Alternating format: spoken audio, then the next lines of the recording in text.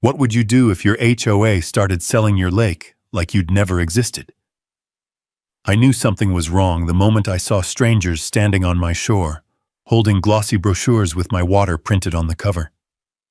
Out here in Wyoming, land speaks louder than paperwork, but the paperwork doesn't lie. And when the HOA president tried to fence off what I owned outright, I stayed quiet, watched closely, and waited for the truth to slip through her smile. The morning started the way most mornings did out here, quiet enough that I could hear the water before I could see it. Wyoming light has a way of rolling in slow, like it's trying not to disturb anything. It touched the tops of the pines first, then the roof of my old ranch cabin, then finally the narrow dirt path leading down toward the lake that had been mine for almost 25 years. I'd walked that path 1,000 times, boots pressing into the same grooves I'd carved into the earth since the late 90s, long before any HOA even existed in this valley. That morning, something felt off before I even reached the bend. The kind of instinct you get from living alone long enough. Silence that isn't the right kind of silence. The wind was moving, but the birds had gone still. My boots slowed without me telling them to. I eased forward, stepping around the last stand of lodgepole pines, and the world opened into the small clearing overlooking my lake. And that's when I saw them. 4 figures standing where no one but me ever should have stood. 3 of them were strangers. Clean shoes, neat hair, that slight lean-forward posture of people who don't belong in the countryside but pretend they do. The 4th was someone I knew far too well, Bethany Reed, president of the Sage Valley HOA. Perfect posture, blonde hair pinned too tight, blazer that didn't belong anywhere near dirt or pine needles. She was holding a glossy brochure with my lake on the cover. They were talking casually, pointing at the shoreline like they were surveying a development site. One of the strangers, tall guy, khakis still stiff from the store, was taking photos with his phone. Another held a leather portfolio, flipping it open every time Bethany gestured at the water, as if she were giving a real estate tour. But it wasn't a real estate tour. It couldn't be. Because that lake wasn't hers. It wasn't Sage Valley's. It wasn't community property. It was mine. Legally. Unambiguously. Completely. I stayed in the tree line, the shadows long enough to hide me if I didn't move. My breath tightened when I saw Bethany smile and hand a brochure to the man in khakis. He opened it, nodding like he was impressed. Even from this distance, I could recognize the photo on the front. The morning sun hitting the water just right. I'd taken that photo myself 10 years ago and used it as a screensaver for a while. I didn't know how the HOA got it. I didn't know why they had it. But I knew one thing. They had no right to be there. A breeze came off the lake, carrying the cold scent of spring runoff and pine resin. Normally, I loved that smell. It meant home. But that morning it carried something sharp underneath it, a hint of trespass that settled heavy in my chest. I watched as Bethany laughed politely at whatever the woman with the portfolio said, then pointed her pen toward the water, tracing what looked like the boundary of a future dock. My dock, my shoreline, my land. I could have walked out then, boots crunching the gravel just loud enough for them to turn and realize the owner had arrived. I could have demanded answers, or told them to get off my property, or reminded Bethany that the HOA's jurisdiction ended a full half-mile uphill from here. But I didn't. Not yet. Because something was wrong. Too wrong to confront blind. I crouched slightly behind the rough bark of a pine and watched. The brochure covers flashed as Bethany handed them out. The man with the khakis pointed at a spot near the western bend, my favorite place to fish in late summer. The portfolio woman scribbled notes. They weren't casually admiring natural beauty. They were evaluating something, pricing it, planning it. I felt a slow, cold pressure settle behind my ribs. Not anger, not yet, but a kind of disbelief that comes before anger. A feeling so quiet it was almost numb. Nobody had asked permission. Not a knock at my door. Not a letter. Not even a message slipped under my gate. My lake wasn't even connected to the HOA, something Bethany Reed knew perfectly well. She'd tried once, 3 years back, to fine me for not maintaining community shoreline conditions.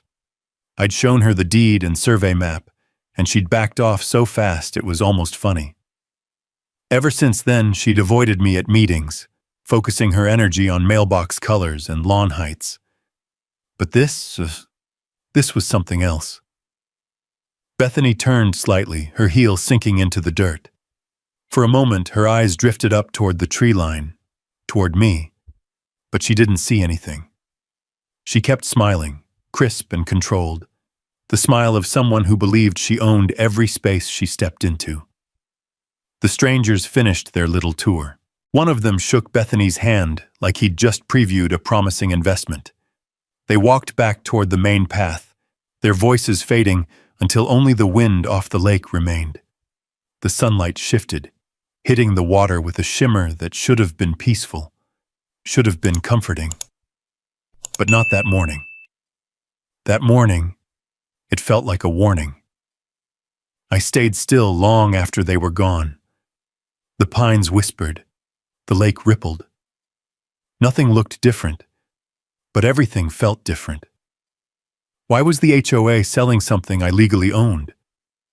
The question pressed against the inside of my skull, steady and cold. I didn't like where it pointed. I didn't like the way Bethany had stood like she belonged here. I didn't like the brochures with photos of my lake, and I especially didn't like not knowing what they planned next. I stepped back into the trees, boots sinking softly into the needle-covered ground. I didn't make a sound. I didn't confront anyone. I didn't show myself. I just turned toward the cabin with one thought taking shape, slow, sharp, and heavy. I needed to find out how far they were willing to go, and I couldn't do that if they knew I was watching. So I kept my silence, and let Bethany Reed think she'd gotten away with it, just for a little while longer. The walk back up the path felt longer than it should have. Pine needles shifted under my boots, soft and muted, but inside my chest everything felt tight and loud. That lake had always been my refuge, a place where noise went to die and thoughts softened around the edges. But now every step stirred the question I didn't want to ask. What exactly did Bethany think she owned? By the time I reached my cabin, the sun was higher, throwing thin beams through the dusty windows. My cabin isn't big. Just a 2-bedroom A-frame I built out in the late 90s with help from a carpenter friend. But it's solid. Heavy beams, real wood, stone chimney. When you live far from town, you don't build pretty, you build permanent. I wiped my boots on the old mat and stepped inside. The air smelled faintly of cedar and the coffee I'd left unfinished. I went straight to the bedroom closet, past the old flannel jackets and spare work boots. At the back, tucked behind a stack of winter blankets, sat a black fireproof safe bolted into the floor. My fingers hovered over the dial for a second, not out of hesitation, but out of habit. I only opened it a handful of times a year, mostly to check documents or stash something I didn't want getting lost. My father taught me young. Paperwork is the real backbone of the West. Guns rust, but deeds hold. His voice echoed through me now. I spun the combination, metal clicking softly in the quiet room. The door swung open with a familiar weight, and there they were. Old manila folders, sealed envelopes, and a thick binder labeled Property, Coal Ranch and Spring Lake in block letters.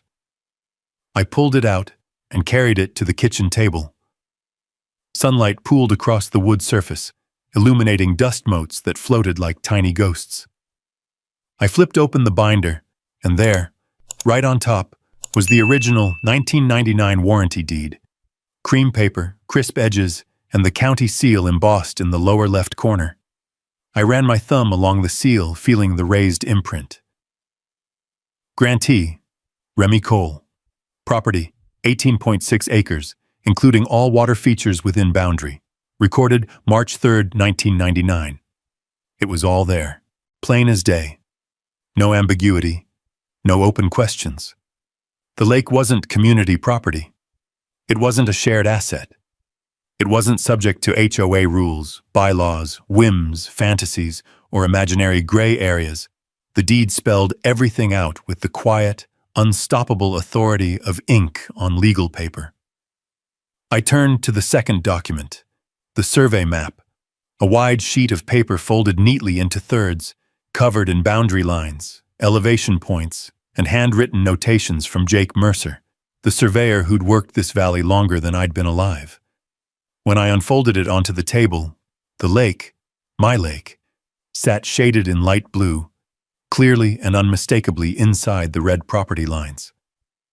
I remembered the day Jake walked the land with me. It was early fall, the air cold enough to frost your words as they left your mouth. Jake was a man of few sentences, but when he did speak, it felt like granite shifting. He tapped the ground with his survey pole and pointed to a rusted iron stake half buried in the dirt. "See this? That's your line. HOA boundaries up that ridge. Past this point, Remy, you're sovereign. They don't get to tell you a damn thing."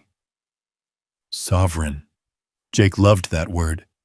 He used it the way old-timers say rights or freedom, the kind of language carved out long before zoning boards and HOA committees. I breathed out slowly. The kind of breath that comes when everything makes sense on paper, but nothing makes sense in reality. The documents were clear, crystal clear. But the sight of Bethany on my shoreline earlier, her confidence, her smile, stuck to me like burrs in denim. If the law was this clear, then what made her think she could rewrite it? Wind pushed against the cabin walls, wood groaning like an old man stretching. I stood, walked to the window, and looked toward the tree line. You couldn't see the lake from here, but you could feel the direction of it. My land sloped gently down into the valley, ending where the spring-fed water widened into the lake bowl. I'd chosen this land specifically for the privacy, that natural dip that kept the world out unless you invited it in. Now someone had invited themselves. I turned back to the table and spread the deed and survey side by side. The boundaries matched perfectly, every line echoing the same truth. The HOA had no jurisdiction here. Not an inch. Not a blade of grass. Not a drop of water. But Bethany's actions this morning weren't born from ignorance. No one casually prints brochures. No one casually brings buyers to land they don't own. No one casually points at water they have no claim to. This wasn't a misunderstanding. It was something else. My eyes drifted to the corner of the table where the morning newspaper still sat folded. Headlines about county budgets, grazing permits, wildfire updates. The kind of news that mattered out here. But buried beneath mundane updates, one thought started forming in my mind, slow and deliberate. If she was willing to bring strangers onto my property, what was she willing to do next? I rubbed a hand across my jaw and closed the binder carefully, sliding the deed and survey back into their slots. Then I returned it to the safe, spun the dial shut, and stood in the quiet kitchen as the wind finally settled outside. Everything was exactly as it needed to be, legally airtight, recorded, documented, and certified. The paperwork wasn't the problem. The problem was what Bethany believed she could get away with. And that meant I needed proof, real proof, the kind you couldn't talk your way around. I needed to understand her angle, her confidence, her motive. Something told me this wasn't just a power trip. This was bigger. A scheme, maybe. A gamble. A push to claim something that never belonged to her. I walked back to the window and rested a hand on the frame, eyes fixed toward the hidden lake. If they were building something behind my back, it was time to find out how deep the foundation went. But I wouldn't confront them. Not yet.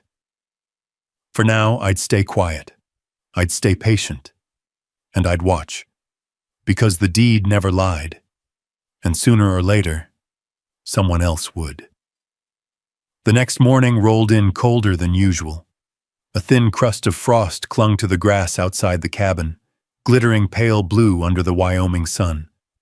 I stepped onto the porch with a mug of coffee warming my hands. The steam rose into the crisp air, dissolving quickly. It should have been a peaceful start to the day. This property had always given me that. But not today. Not after what I'd seen. Somewhere down the hill, past the stand of pines, the lake sat quiet. Too quiet. I couldn't shake the feeling that something, or someone, was down there again. Watching your own land feels different when you suspect someone's claimed it behind your back. I walked inside, set the mug down, grabbed my jacket, and stepped back out onto the porch. The boards creaked under my weight, that familiar old cabin sound I normally found comforting.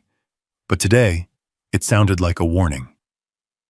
The path down to the lake cuts through a narrow corridor of trees, branches arched overhead like a natural tunnel. As I walked, the wind picked up, stirring the scent of cold earth and pine. Halfway down, I slowed. Voices carried through the timber, sharp, clipped, purposeful.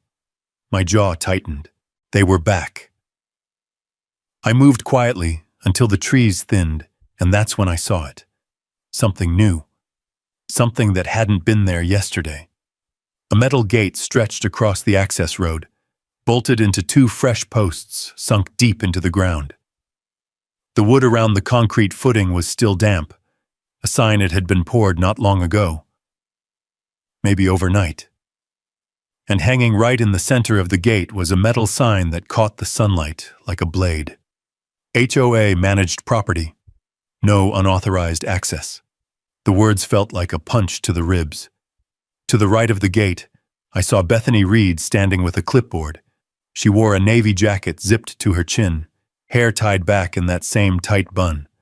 Next to her was a younger HOA volunteer I'd seen around town, someone whose name I never bothered to learn. Together, they were tightening bolts and adjusting the sign like they were installing a new playground feature.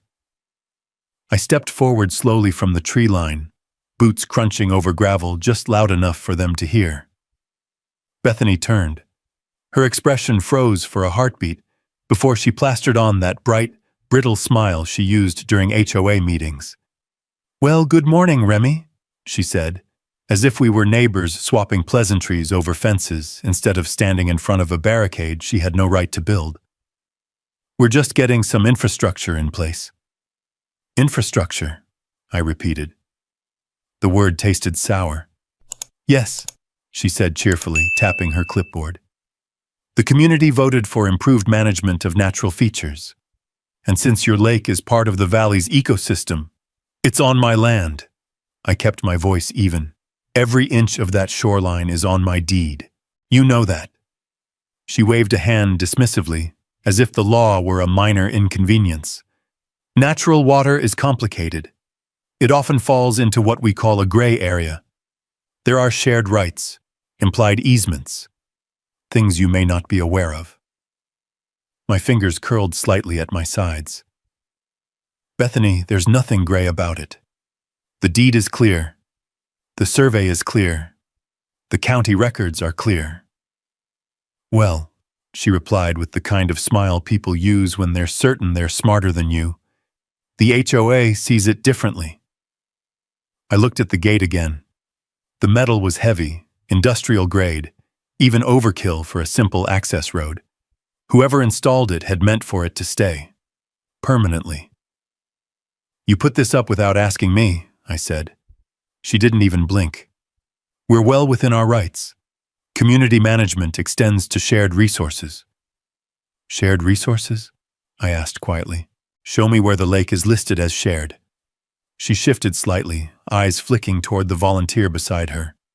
"These details are best handled through official notices. You should check your email later today." My jaw tightened.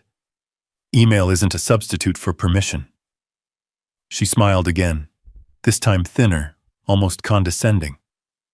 "I understand you feel strongly about this, Remy, but the HOA has to think about everyone, not just one resident who happens to live near a lake." "On a lake," I corrected. "On my land." Again, she said lightly. Gray area. The wind picked up just then, carrying the cold scent of the lake and something metallic from the new bolts they'd driven into the posts. A gust rattled the fresh sign against the bars. That sound, metal striking metal, echoed louder than it should have in the valley. I took a breath, stepped closer, and let my eyes travel across the details. The gate, the lock, the sign, the poured concrete. None of it was cheap. None of it was quick. Bethany hadn't woken up this morning and decided to try her luck. This had been planned. How long have you been working on this? I asked quietly. Her smile didn't budge. We've been updating community standards for months. Everything is documented. Documented where? In the minutes, she said breezily, which you rarely attend. We can't wait for residents who don't participate. I let that sit in the air. I wasn't going to argue. Not here. Not like this. So I stepped back, hands steady, voice level. All right, I see what you're doing. She nodded with exaggerated patience. Good. Then you'll understand the fee structure outlined in the notice you'll receive today. Modest annual dues for lake access maintenance. Nothing unreasonable. Fees, I repeated. Of course. Management takes resources. She tapped the sign. And with access limited, it ensures proper ecological oversight. I studied her face. The quiet confidence, the posture, the certainty. She wasn't making guesses. She believed she had the authority to seize what wasn't hers. And that told me something important. She was either very misinformed or very desperate. Either way, the truth wouldn't stay buried. I let the silence stretch until even the volunteer shifted uncomfortably. Then I nodded once, slowly, like a man who had seen enough. Without another word, I turned and walked back up the path. The cold wind trailed behind me, carrying the echo of loose metal clanging lightly against the new gate. I didn't look back. I didn't need to. Because Bethany Reed had just shown me exactly what she thought she owned, and I'd just decided it was time to record everything she did from this moment forward. By the time I reached the cabin, the wind was pushing thin lines of dust across the porch boards. Wyoming always had a way of announcing when something was shifting. Weather, seasons, or the quiet kind of trouble that starts at a lake's edge. I stepped inside, shut the door behind me, and leaned both palms against the kitchen counter, letting the silence settle around me like settling ash. Recording everything wasn't just a plan, it was survival. I opened the drawer beside the sink and pulled out a wrapped box I hadn't touched in months. A trail camera, small, weatherproof, motion-activated. I bought it last year after finding trash near the dock and assuming it was teenagers cutting through the valley. I never ended up installing it, but something told me this was exactly the right moment. I grabbed a screwdriver, a pack of batteries, and the camera, then stepped back outside. The cold air bit my face as I headed down the path toward the lake. Colors were different today, sharper, colder. The pines felt taller, the shadows longer, the ground firmer under my boots. Every step was a reminder that this land was mine, legally and by labor. No HOA sign or silver-tongued president could rewrite that. Halfway down the path, I paused to listen. No voices today. No strangers. Just the soft lapping of water against rock and the rustling of branches overhead. I moved off the trail into a cluster of trees about 20 feet from the water. An old oak stood crooked among the pines, its bark rough and thick. Perfect. I climbed the first few footholds in the trunk, braced myself, and mounted the camera high enough to see the entire shoreline without being spotted. I angled it slightly toward the new gate, making sure every inch of unauthorized activity would be captured. Sunlight filtered through the leaves, catching on the metallic body of the camera before I snapped the casing shut. The sound of the latch locking echoed between the trees, small, final, decisive, I climbed down, wiped my hands on my jeans, and looked toward the lake. The surface was a sheet of fractured glass, reflecting patches of sky between windswept ripples. It was peaceful, the way only a private lake can be. It was mine. And yet, beneath that stillness, a tension pressed against the back of my ribs. Something was coming. I could feel it. I walked the remaining distance to the lake's edge. The sand there was faintly disturbed. Boot prints, not mine. A faint track of rubber tires marked where the volunteer's cart or vehicle had carried the sign materials. I crouched and traced one of the prints with a fingertip. Fresh. Not even a day old. They had worked fast. I stood again, eyes following the shoreline to the gate. The new metal structure stood stark against the natural landscape. Ugly, intrusive, a line drawn by someone with no respect for the land beneath her feet. It rattled when the wind hit it, an unnatural clanging that set my teeth on edge. I pulled out my phone and zoomed in. The camera caught the sign. HOA managed property. No unauthorized access. I took a slow breath and snapped a photo anyway. I wasn't planning on confronting Bethany, but documenting her trespass was a different story entirely. Then something else caught my eye. Something small, half buried near the gatepost. A corner of glossy paper. I walked over, crouched down, and brushed the dirt aside. What I pulled out made my stomach go still. A brochure. One of the glossy ones I'd seen yesterday, except this one had a bent corner and a dirty shoe print across the front. The photo on the cover wasn't stock. It was my lake, my exact shoreline. The angle was unmistakable, taken from the rock shelf I used to sit on every evening in summer, back when things were simpler. Across the image were bold blue letters. Lake Access Opportunity. HOA. Managed. I opened it. Inside were paragraphs about exclusive water privileges, community development potential, and long-term recreational leases for qualifying residents. There were diagrams too, mock-ups of docks I'd never approved and walking paths I'd never agreed to. My jaw tightened. This wasn't just miscommunication. This was a pitch, a sale, a plan. Someone had printed these professionally. That cost money. Someone had designed this brochure. That took planning. Someone had distributed them. That took confidence. But none of it pointed to the HOA. On the back of the brochure, at the bottom of the last page, I found what I needed. Management by Springview Development, LLC. A number. A website. An email. But what caught my eye was the small print beneath that. A subsidiary partner of Sage Valley HOA. I exhaled slowly, the cold air sticking in my throat. Bethany wasn't acting alone. She'd built an entirely separate legal entity, at least on paper. Something meant to blur lines, to make things gray, as she'd put it, to turn my private lake into a revenue stream. The twist landed in my stomach like a stone. I folded the brochure, slid it into my jacket pocket with care, and walked the perimeter of the lake, keeping close to the trees. Every few steps, I took photos, boot tracks, disturbed soil, leftover scraps of the packaging they'd used to mount the sign.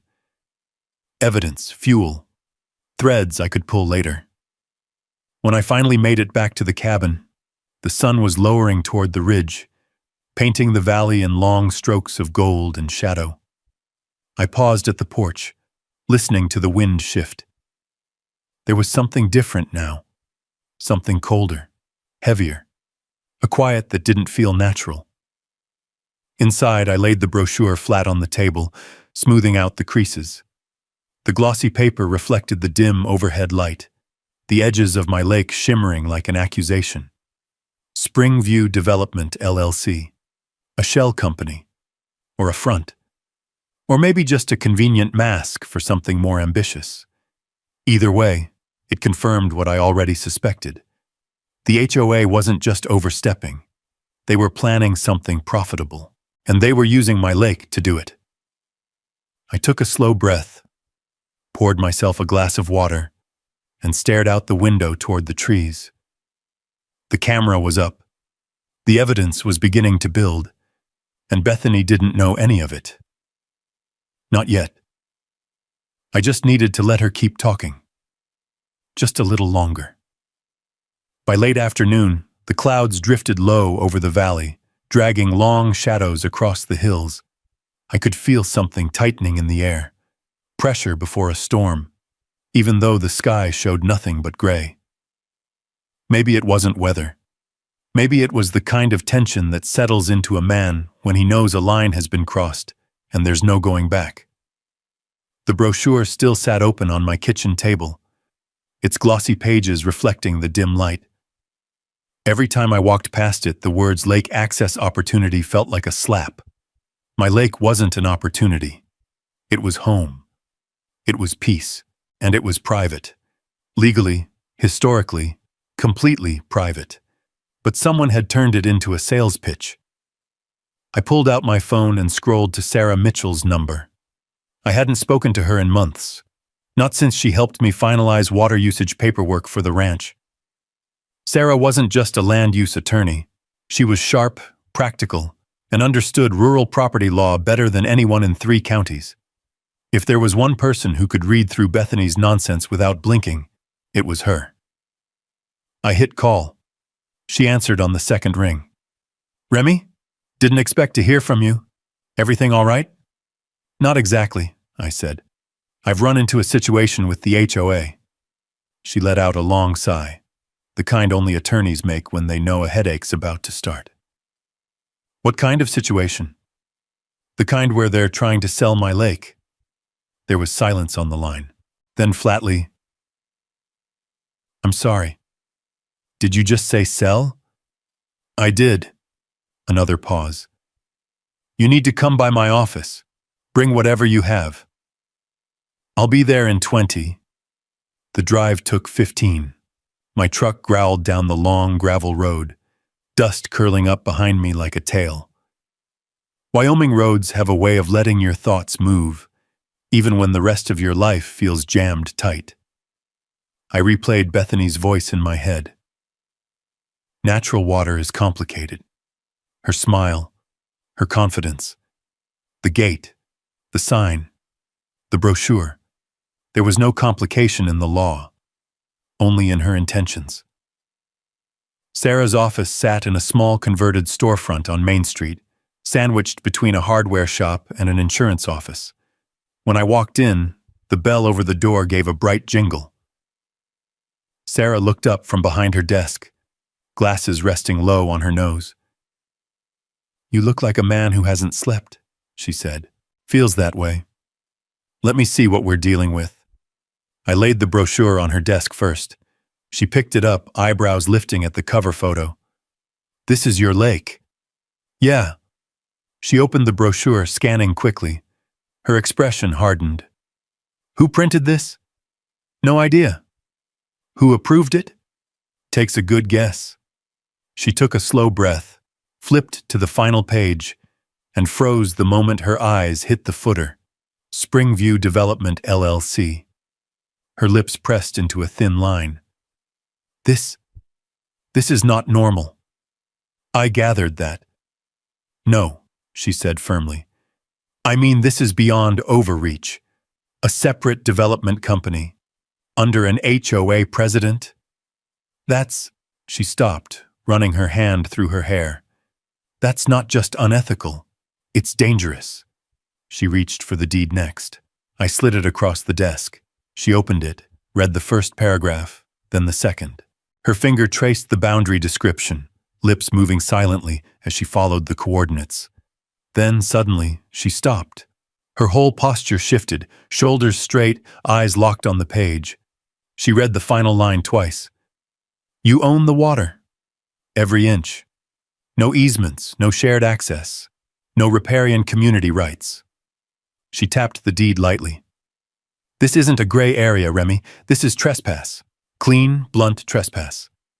"And the sign?" She glanced at the photo I'd taken of the metal gate, her jaw tightening. illegal installation, unauthorized obstruction, violations of private access. And depending on how they funded it, she looked up. It could be multiple counts. What about the LLC? I asked. That, she said, picking the brochure up again, is something I need to look into, fast. She reached for the survey next. Jake's signature sat clearly at the bottom corner. Sarah smiled faintly. If Jake Mercer surveyed this property, it's airtight. He doesn't cut corners. Exactly. She leaned back in her chair, exhaling. Okay. This is what I think is happening. Bethany is trying to create implied authority by acting first and hoping you won't challenge it. It's a strategy I've seen before. Build something fast, claim jurisdiction, confuse the landowner, then pressure them into accepting fees or shared rights. She's not confusing me. No, Sarah agreed. But she thinks she can. And more importantly, she thinks she can confuse the county, or buyers. I sat quietly, letting the weight of her words settle. How bad could this get? I finally asked. Sarah looked at the brochure again, then the deed, then the survey. Her voice dropped low. This could be fraud, Remy. The word hung heavy in the room. Fraud. Not a simple HOA disagreement. Not an argument over fence height or mailbox color. Fraud. She leaned forward, rested her elbows on the desk, and steepled her fingers. I want you to do something for me. Keep gathering evidence. Everything you see, everything they do, record it. Time, date, photos, videos. Don't confront her. Don't move the gate. Let her keep digging the hole. I've already started. Good. Because once we have enough, I'll take this to the sheriff. And trust me, Marcus Hale does not tolerate this kind of thing. I nodded slowly. Marcus and I went back a long way. If Sarah thought he'd take this seriously, then it meant the situation was already far deeper than I imagined. Sarah lifted the deed again, studying it one more time. Then she set it down carefully. The room went quiet, except for the soft hum of the old radiator in the corner. When she finally spoke, her voice held a new seriousness. Remy, you're sitting on a powder keg, and Bethany Reed is playing with matches.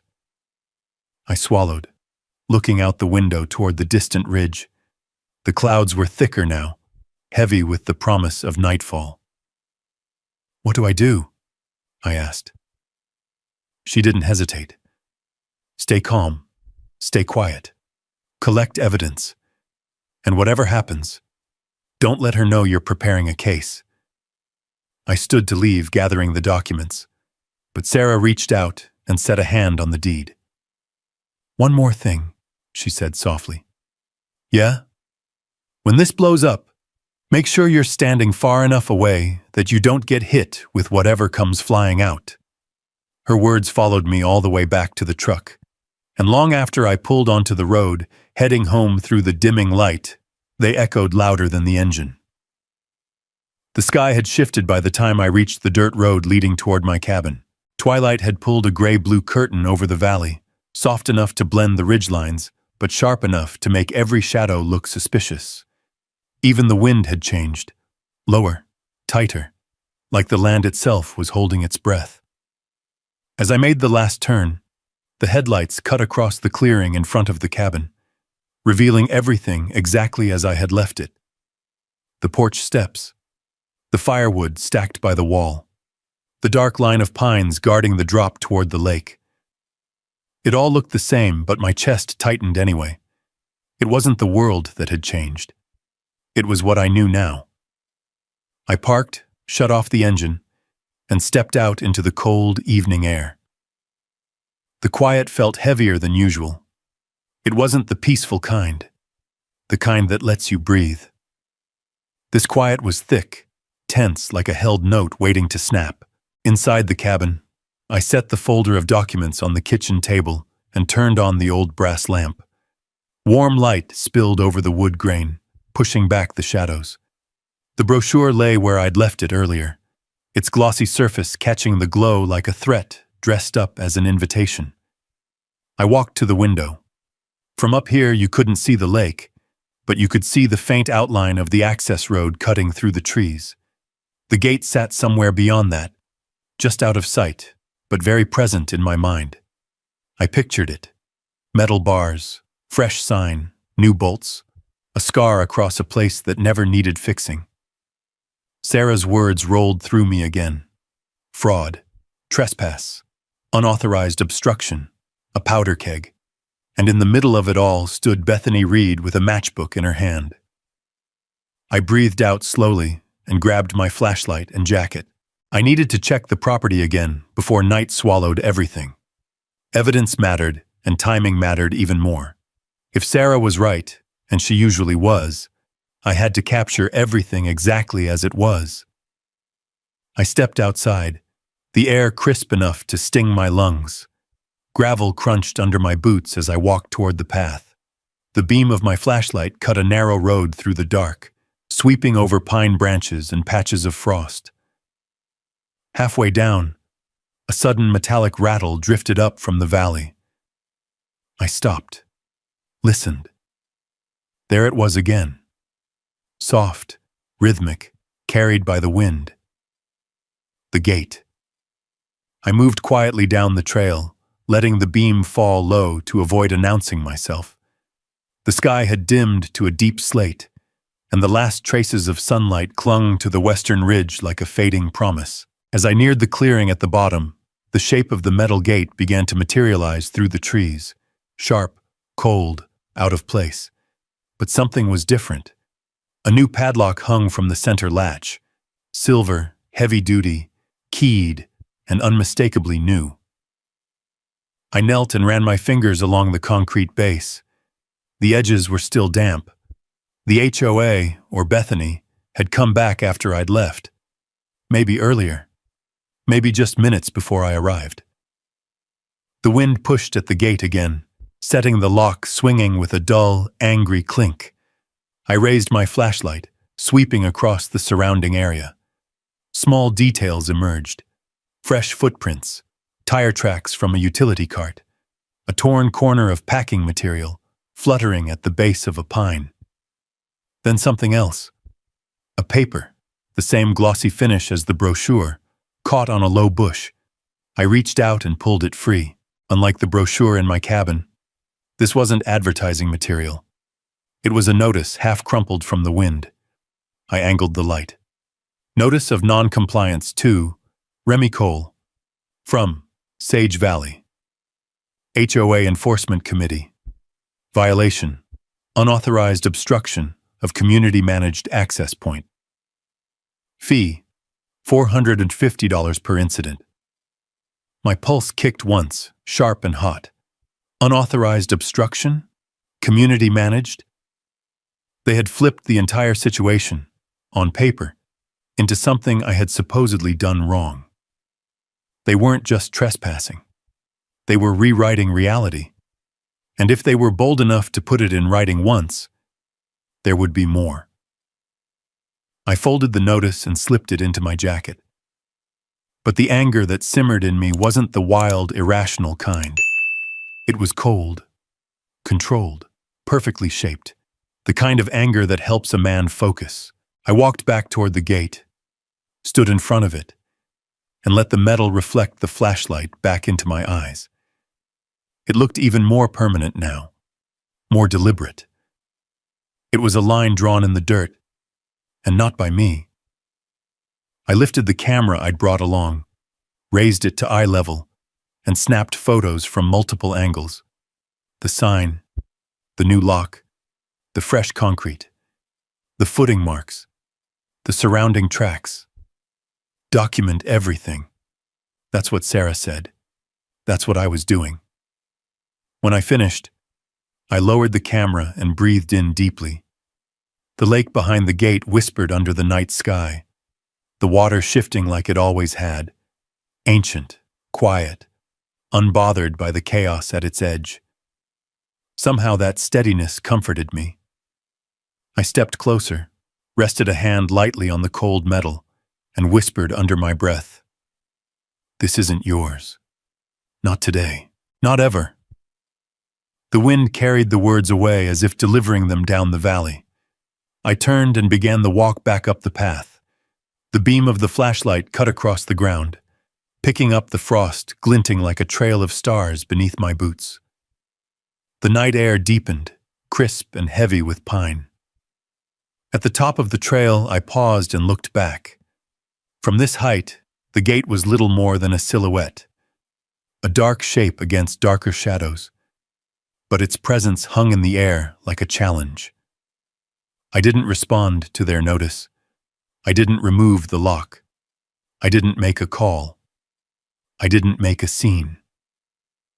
I chose silence. Silence was a tool, and I planned to use it.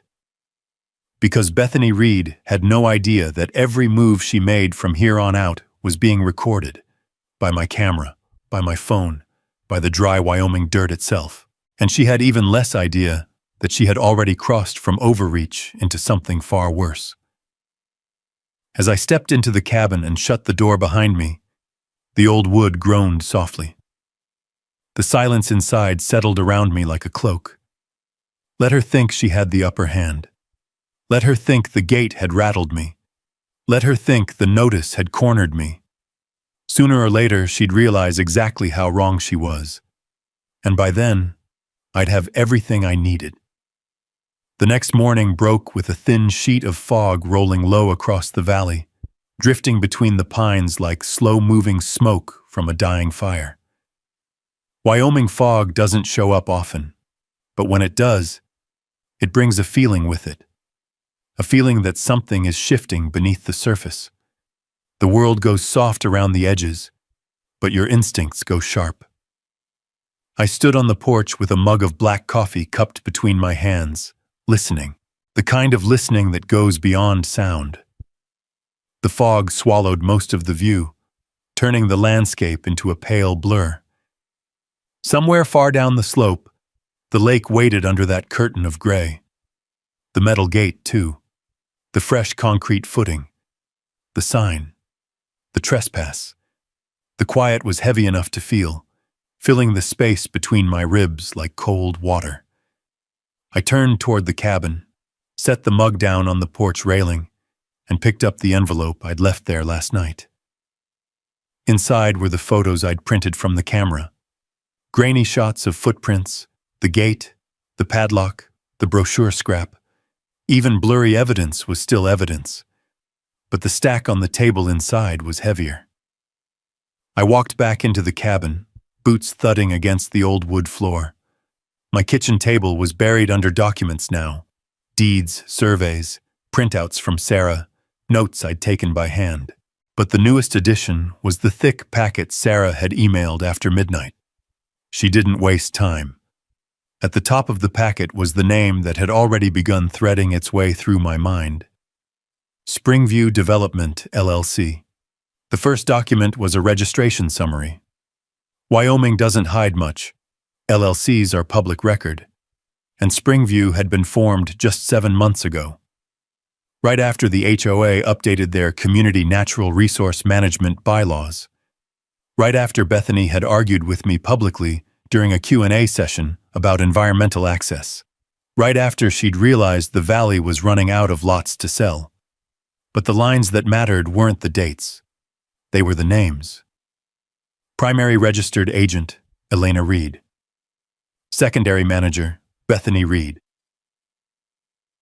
Financial Officer, Derek Reed.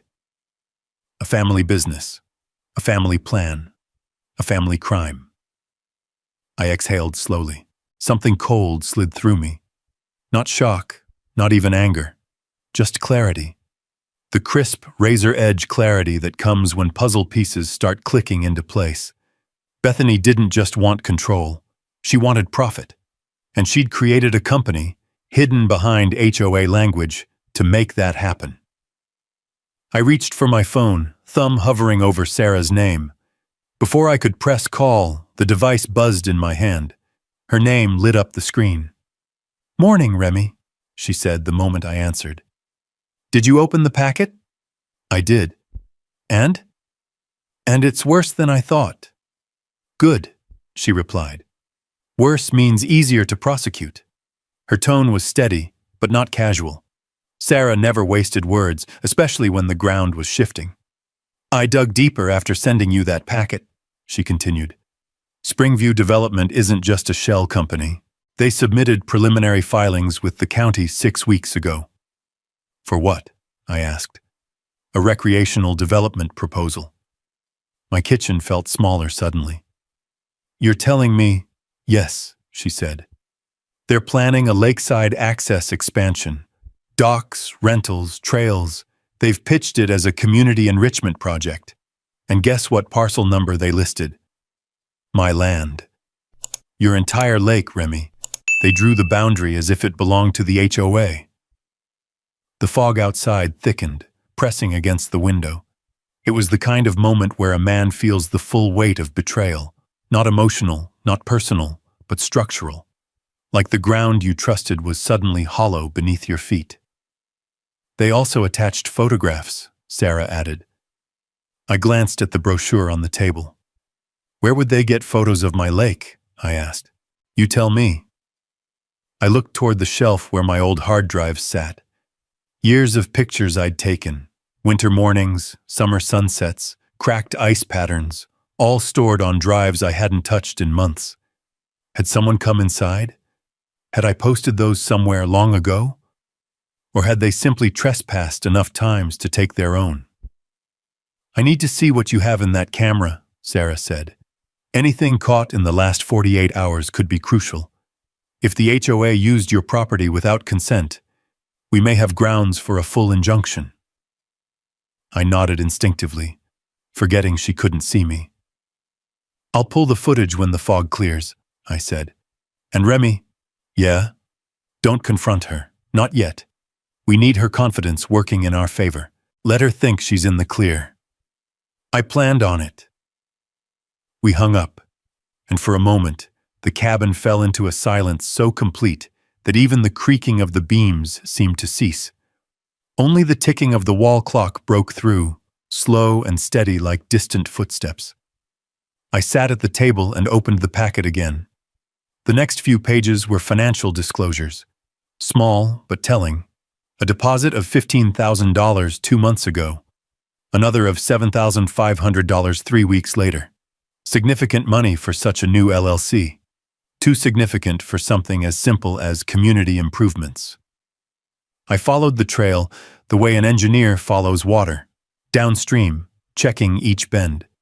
The deposits matched the dates of Bethany's site walks, and the last deposit had been made the day after she'd first shown strangers my lake. Suddenly, the memory of that day sharpened in my mind. The man in khakis, the woman with the portfolio, the way Bethany gestured at the water like she owned it. They weren't just prospective residents. They were paying customers. I stood, the chair scraping softly against the floor, and walked to the window overlooking the trees. The fog was beginning to lift, revealing faint outlines of the ridge and the tops of the pines.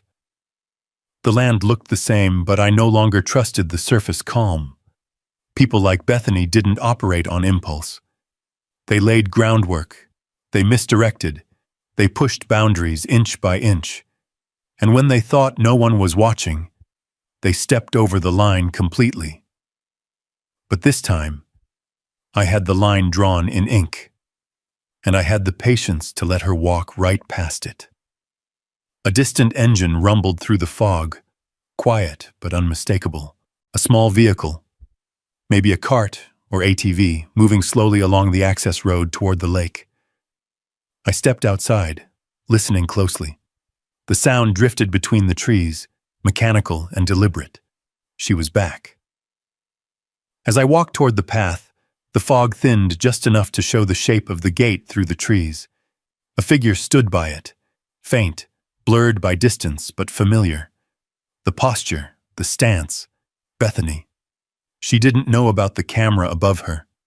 She didn't know about the packet Sarah had sent. She didn't know I had her family's LLC filings sitting on my kitchen table. The fog rolled around her as she unlocked the padlock, swung open the gate, and waved someone in.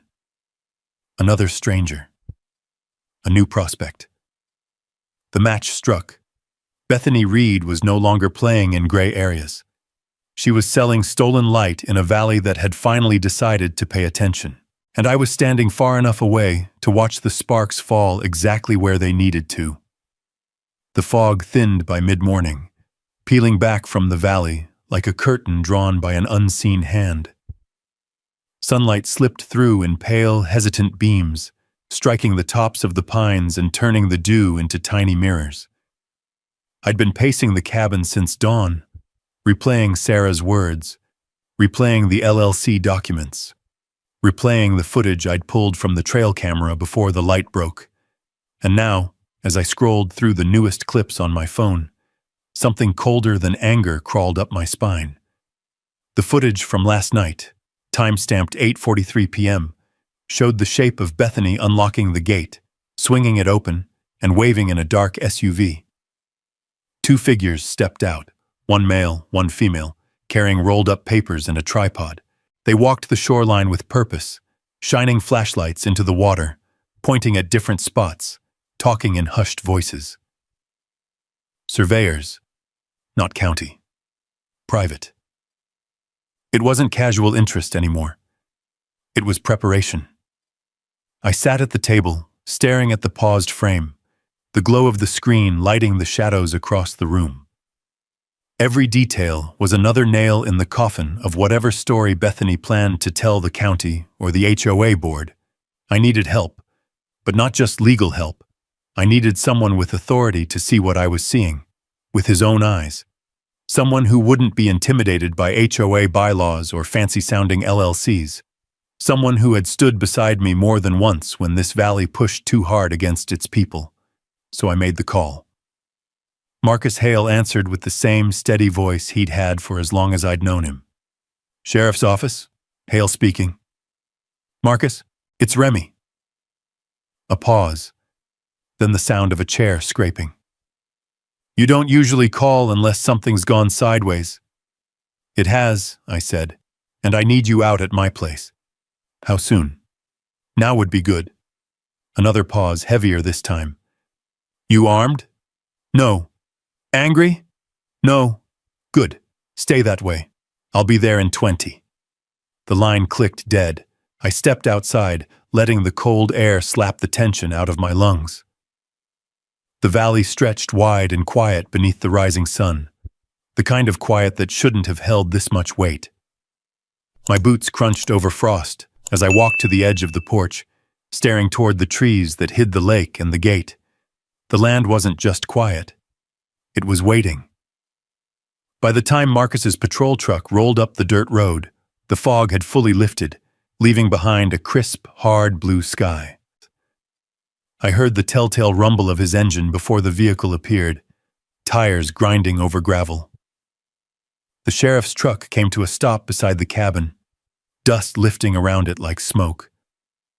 Marcus stepped out, a big man with a weathered face and steady eyes, the kind of man who could calm a wildfire just by standing in front of it. His tan jacket was unzipped, badge glinting in the sun, hat pulled low enough to cast a sharp edge of shadow across his expression. He gave me a long look. You look like you haven't slept. I haven't, I admitted. You'll understand why. Show me. We walked down the path together, our boots sinking into cold soil. The air smelled of pine and thawing earth, the wind cutting through the branches with a low whistle. Marcus didn't speak, not yet. He rarely filled silence unless it served a purpose. As the trees thinned and the gate came into view, he stopped short. What the hell is that? He muttered. A problem.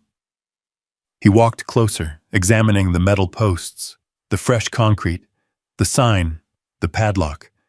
He crouched down and touched the concrete with his gloved hand. This was poured less than 24 hours ago, he said. I know. The HOA do this? Bethany did, and her family's LLC. He straightened, face tightening. You got proof? I pulled out my phone, swiped to the camera footage, and handed it to him. Marcus held it like a piece of evidence, thumb on the edge, eyes locked on the screen, watching every movement, every shadow. When he finished, he let out a long, low breath. "That's trespass," he said, "clear as daylight." "And fraud," I added. Sarah traced the LLC filings. He nodded slightly, still staring at the gate. "You know what's funny? Bethany's been trying to get county recognition for expanded community authority for months. She's been pestering zoning about water management jurisdiction, whatever that means." He gestured toward the gate. "But she never mentioned this." "She wouldn't," I said, "because she knows it's illegal." He shot me a side glance. "You planning to cut this thing down?" "No." "Good," he said, "because that's exactly what she wants. She'll claim vandalism, property damage, harassment, anything to paint you as the aggressor." I figured. Marcus stepped past me, hands on his hips, scanning the shoreline like the land itself was giving him information. He sniffed once, like the air held something off. Then he saw it. The tire tracks, the footprints, the scuffed dirt. "Surveyors," he said flatly. "Private ones. They walk the whole shoreline? Most of it." He looked out at the water, still silver blue, catching the sunlight with a quiet kind of defiance. "You know," he said softly, "I grew up in valleys like this. Towns where you knew every ridge, every fence line, every riverbank. Folks respected each other's land because land out here isn't just dirt. It's history. It's survival." He turned toward me. "What she's doing breaks more than law. It breaks trust. And I don't tolerate that." He took a slow step toward the gate and placed one hand on the cold metal bar. "Remy," he said, voice low but steady, "this just turned criminal." The wind hit the gate then, sending a metallic clang echoing across the valley. The sound seemed to settle into the water, into the trees, into the cabin at the top of the hill. Marcus's gaze didn't waver. "I'm calling the county investigator," he said, "and I'll need everything. Videos, photos, documents, timestamps, the full picture." "You'll have it," I said. He gave a single nod. "Good, because I've known Bethany a long time. She plays politics well, but she doesn't play the law well, not when it's real." He stepped back, took one more long look around the clearing, and turned toward the trail. I followed a few paces behind him. When we reached the top, he stopped and spoke without turning. "Don't touch that gate. Don't confront her. Don't give her anything she can twist." "I won't. You let me handle this." He got into his truck and started the engine. As he backed up, dust spiraled in the sunlight, rising like smoke from a fire just beginning to burn. Before he pulled away, he lowered his window one last time. "And Remy?" "Yeah? We're going to do this right. Paper to paper, law to law." His eyes hardened. "And when it's over, she won't be able to talk her way out of what she's done." The truck rolled down the road, leaving me standing in the cold morning light, the wind pulling at my jacket. Marcus had crossed the fence, and now the law was on my side. But law alone doesn't win battles like these, not in a valley where people trusted what they heard long before they checked what was true. The HOA meeting was that evening, and if Bethany intended to make her move, she'd do it in front of a room full of neighbors who didn't know how deep this scheme ran. Folks who thought HOA leadership was about landscaping, dues, and the occasional fence color dispute, never realizing that a woman with a title and a clipboard was busy carving out a real estate empire using property she didn't own. I knew one thing as I walked back toward the cabin with the wind snapping through the pines. I had to show them everything. Every document, every timestamp, every inch of truth she'd tried to bury under concrete and confidence. All of it. The day crawled. Hours stretched long and thin, like shadows in late afternoon. I spent most of it at my dining table with papers, maps, screenshots, and printed emails spread in neat rows, each piece of evidence laid out like a trail only a fool could ignore. I organized them 3 different ways, chronologically, by category, by relevance, until the story became airtight. The LLC filings Sarah had pulled, the brochure promising lake access, the deposit confirmation sent to one of the buyers, the camera footage showing Bethany unlocking the gate at night, the photos of the fresh concrete, the deed, the survey map, every line of law the state had ever written about riparian rights and HOA boundaries. By late afternoon, the house smelled of printer ink, coffee, and Wyoming wind drifting in through an open window. At 5, Sarah arrived. She carried a brown leather folder under her arm, the same one she used in every courtroom I'd ever watched her walk into. Her boots left damp marks on the wood floor, her breath still cold from outside. "You ready?" she asked quietly. "As ready as I'll ever be." She nodded once. "Let's bury this thing." The community center parking lot was more crowded than I'd ever seen it. Trucks and SUVs lined the gravel shoulder, headlights flicking across the side of the metal building as people pulled in, parked crooked, and hurried inside. Whoever had spread the word did it fast. Inside, the community room hummed with restless voices. Folding chairs filled every row. A few folks stood along the back wall, arms crossed. Some held HOA packets on their laps. Some held nothing but suspicion in their eyes. I slid into a seat in the 3rd row. Bethany stood at the front beside a folding table, dressed sharp as always. Navy blazer, white blouse, pearl earrings catching the bright fluorescent lights. If I hadn't known better, I'd have thought she was hosting a charity fundraiser instead of preparing to justify why she'd built a gate on land that wasn't hers. She saw me. A crack flickered in her expression, so quick most folks would have missed it. But I saw it. Fear. Not much, but enough. She forced a smile and tapped her papers into a neat stack.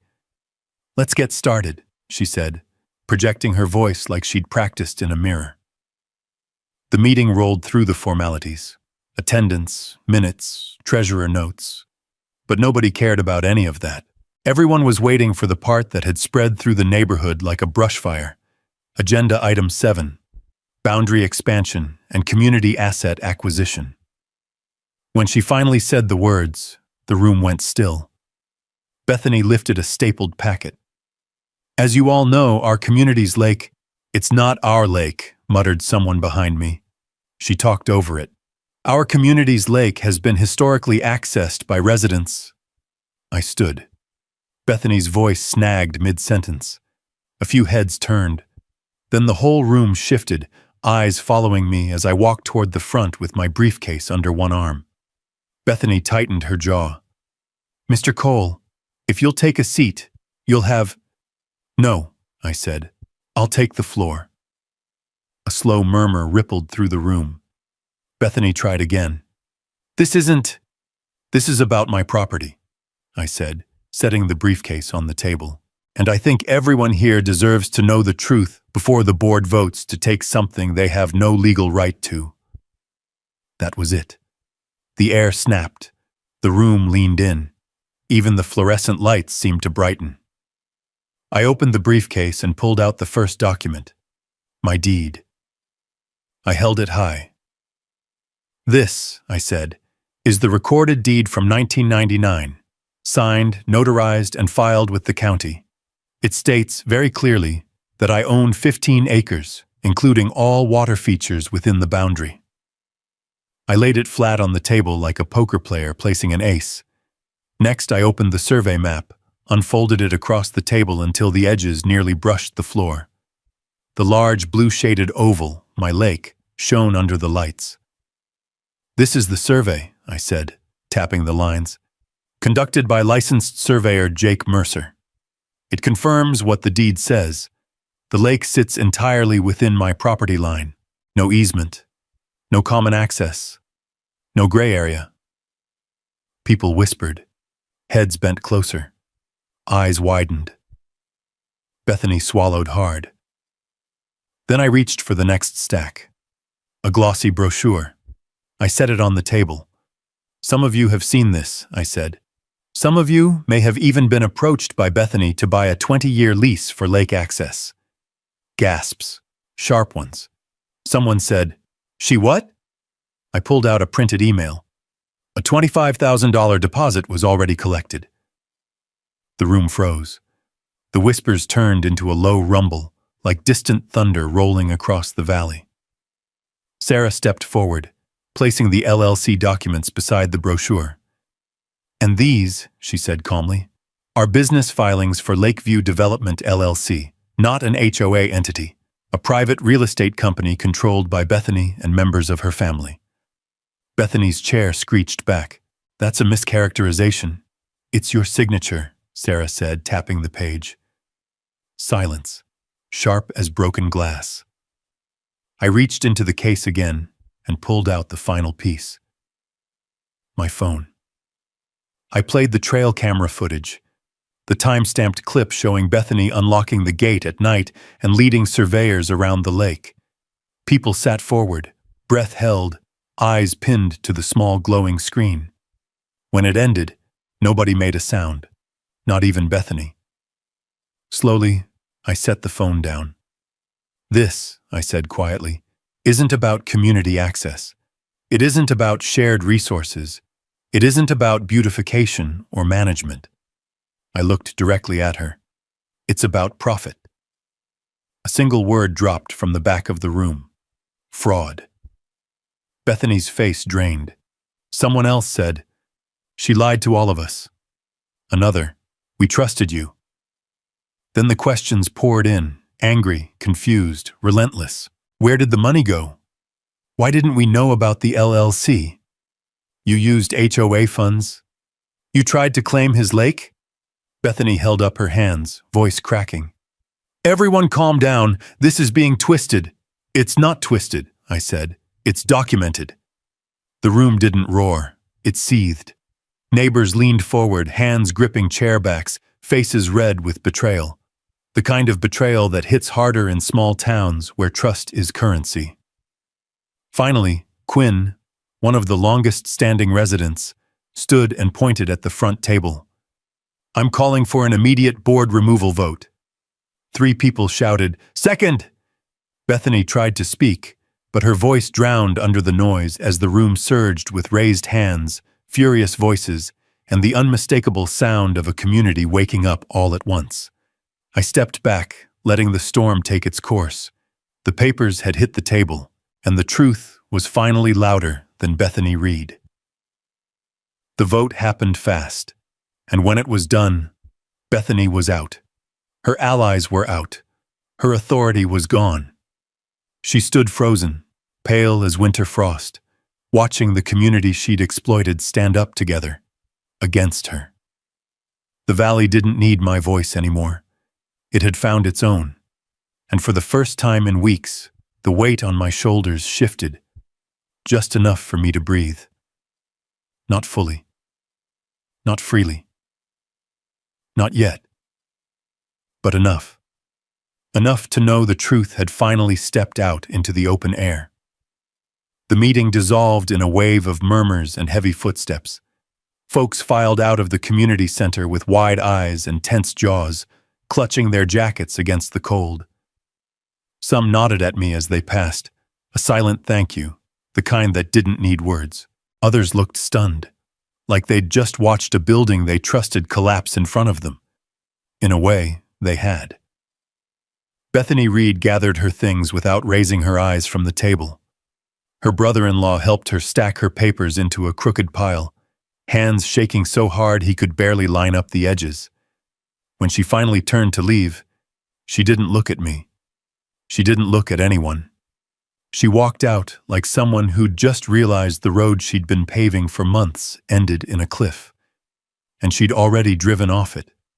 Outside, the Wyoming night hit me like a cold slap. Dry air, pine wind, distant stars spread across the sky in a white scatter.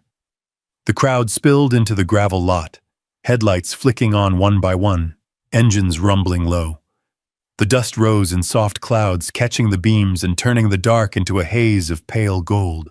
I stood beneath the overhang, hands shoved deep into my jacket pockets. Sarah came to my side. "You did well in there." "I didn't do anything special," I said quietly. "I just told the truth." She gave me a look, the kind that said she knew I didn't believe my own words. Then she stepped closer, lowering her voice. "Truth is rare enough these days that speaking it is special." I let that sit, even though I didn't want to. Across the lot, Marcus Hale leaned against his patrol truck, arms crossed, watching Bethany's SUV pull out. He didn't move until her taillights disappeared down the long curve of the road. Only then did he straighten and nod toward me. "You've got the community behind you now," he said. "Makes the rest of this easier." "Easier?" I raised an eyebrow. "We both know this isn't over." He snorted. "No, but it's on the right track." He tapped the brim of his hat and climbed back into his truck. When he drove off, his headlights swept across me, the bright beam hitting the hem of my coat before disappearing into the darkness.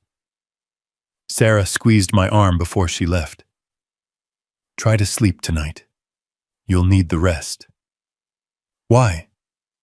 "Because tomorrow the county is coming," she said plainly. "Marcus called them, and I want you awake when they see that gate." I didn't sleep, not because of fear, because the wind coming off the lake had a different sound now, a looser one, as if it finally had room to move.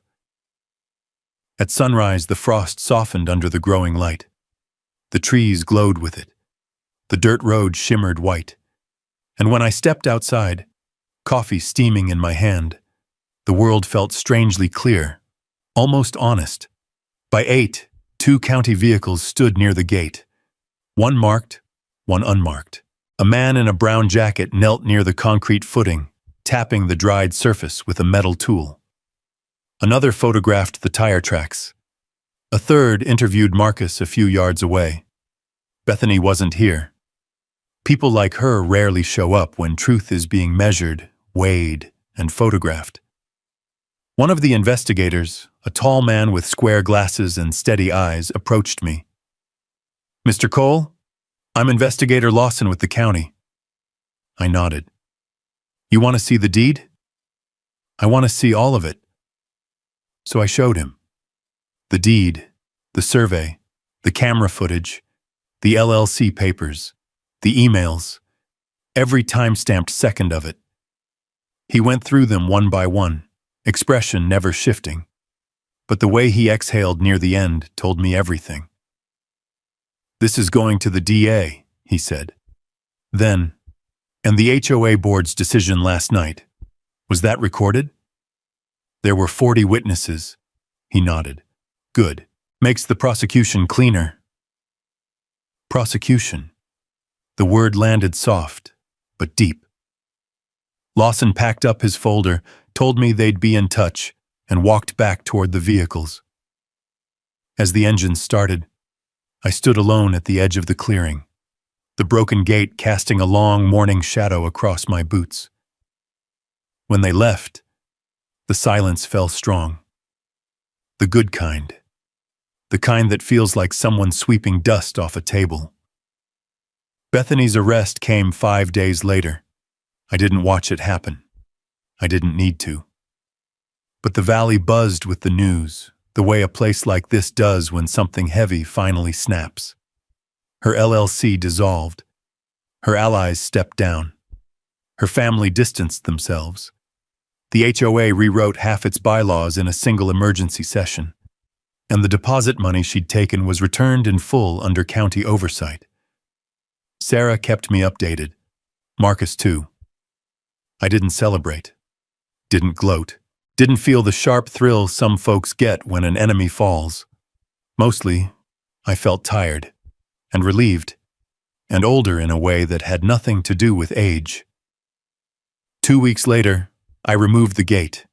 I hired a crew rather than doing it myself, kept everything official, documented, by the book. They cut the posts, hauled away the chain, and leveled the poured concrete. By evening, the land looked almost like it always had, if not for the strip of bare earth where the posts had been. Late that night, I walked down to the lake alone. The surface was dark, still, and cold as glass, reflecting the moon in a long white streak. The air carried that quiet Wyoming smell: pine sap, river stone, distant snow. For the first time in a long while, I let myself just stand there, not planning, not fighting, not preparing, just standing. Listening to the water settle, feeling the wind work the collar of my jacket. The lake was whole again, untouched, mine, not by force, not by power, but by truth. And that mattered. I looked at the trees, the mountains, the worn trail leading back to the cabin. This land had been here long before me. It'd be here long after. But for a brief moment in time, it was mine to protect. Mine to keep honest. Mine to make right. I took a deep breath.